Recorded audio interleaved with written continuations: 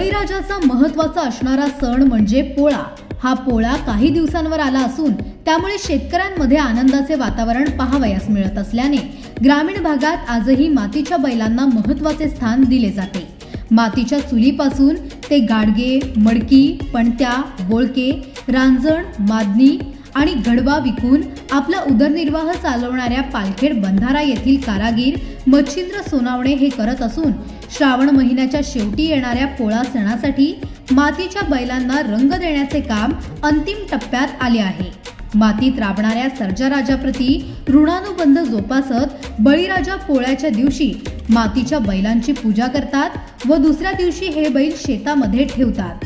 2 ते 3 दिवस आधी हे बैल व्यापाऱ्याकडून शेतकऱ्याच्या घरी पोहोचवले जातात। पोळा सणाची चाहूल लागताच हे मातीचे बैल 1 महिना आधीच बनवण्याचे काम व्यापाऱ्याकडून केले जाते।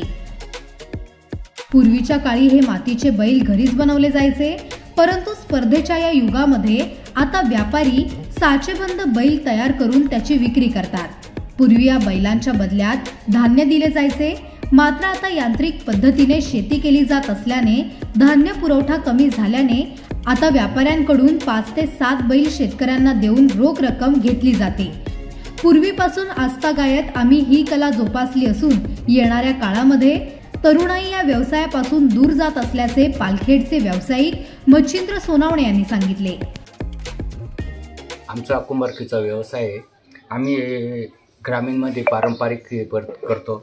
माठ, चुली, मातण्या, घट हे सर्व चुली विक्री करतो आणि हे जगण्याचा आमचा व्यवसाय आहे। पूर्वीपासून आमचे जे आजोबा पणजोबा यांच्यापासून आमचा हा व्यवसाय चालू आहे। पोट भरण्याचं आमचं एक साधन आहे।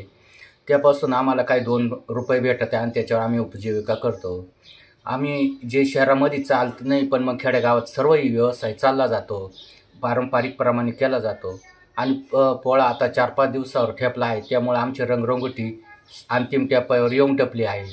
त्यापासून आम्हाला काहीतरी ते विकण्याची कला एक आम्ही जगाला दाखवून देतो का आमची एक कला आहे कुंभारकीची।